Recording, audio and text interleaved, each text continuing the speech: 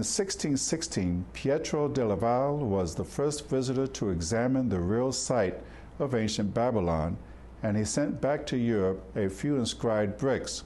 On his homeward journey in 1625, he retrieved bricks from Mukayyar, located at Ur.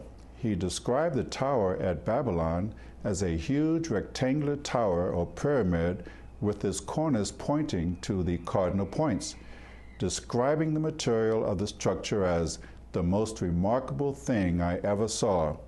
He noted these sun-dried bricks, but he also noted that here and there, at the places that served as supports, the bricks of the same size were baked. Dominican Father Emmanuel de St. Albert visited Birs Nimrud west of the Euphrates around the year 1700. Thinking he was visiting the original Babel, he examined two mounds, one situated in Mesopotamia and the other in Arabia, about an hour's distance from the Euphrates. He examined two masses of cemented bricks, one standing, the other overturned and mused. People think that this latter hill is the remains of the real Babylon, but I do not know what they will make of the other, which is opposite and exactly like this one.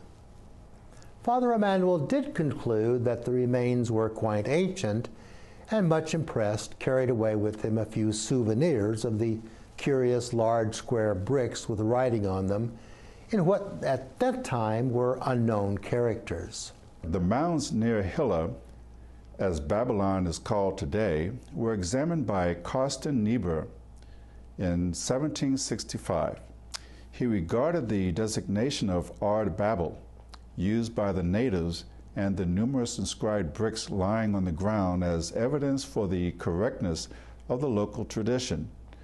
Niebuhr took note of the large ruined heaps 3/4 of a German mile to the north-northwest of Hilla and close to the eastern bank of the river, as the probable site of Babylon's castle and the hanging gardens described by Strabo, while an entire hill of fine bricks and a tower on top he identified as Birs Nimrud. Residing at Baghdad from 1780 to 1790, Abbé de Beauchamp, in his official capacity as the Pope's Vicar General of Babylonia, paid 2 visits to the ruins of Babylon, describing the area as located in the district of Hilla.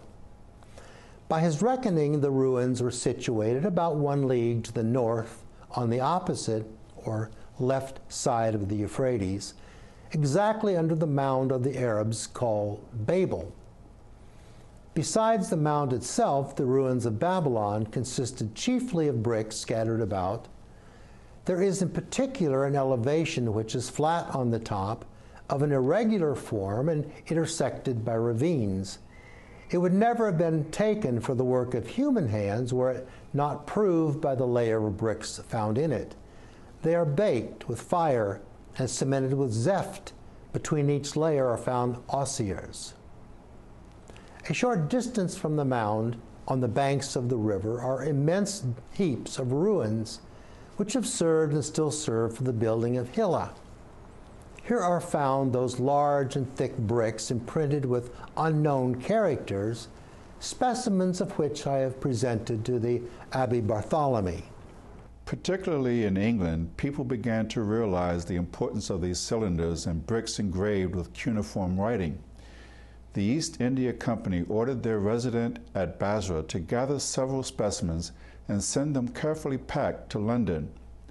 A small case of Babylonian antiquities was received by the curious British at the beginning of the 19th century.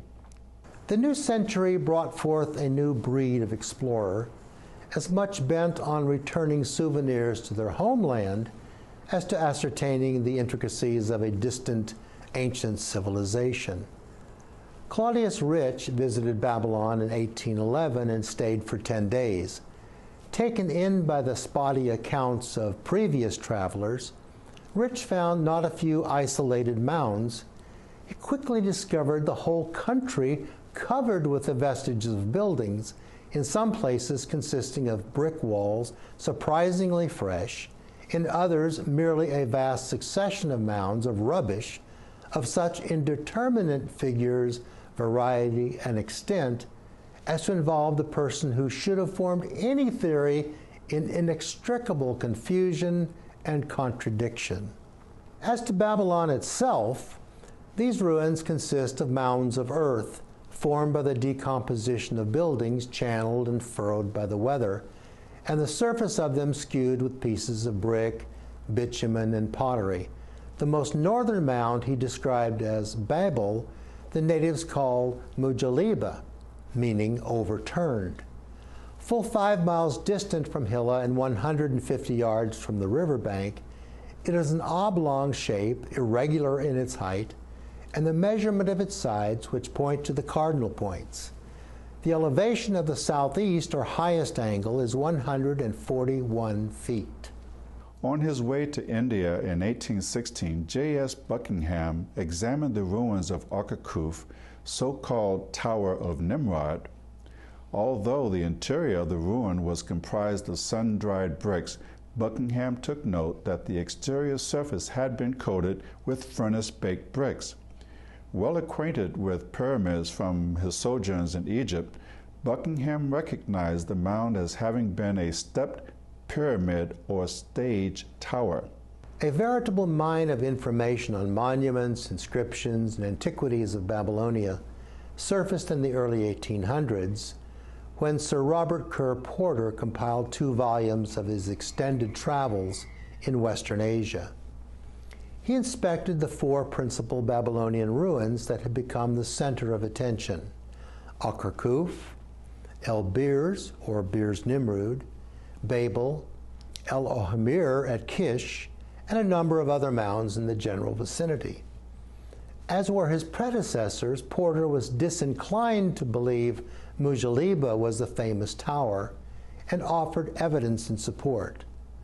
On the ruin at Akakuf, he commented, "I should suppose the mass we now see to be no more than the base of some loftier superstructure, probably designed for the double use of a temple and an observatory, a style of sacred edifice common with the Chaldeans, and likely to form the principal object in every city and town devoted to the idolatry of Baalis and the worship of the stars."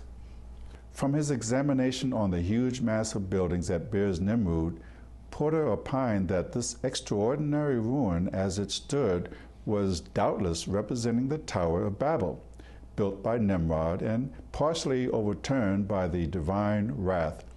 A few years later, vitrified bricks were discovered bearing the inscription of Nebuchadnezzar, who ruled Babylon from 605 BC to 562 BC.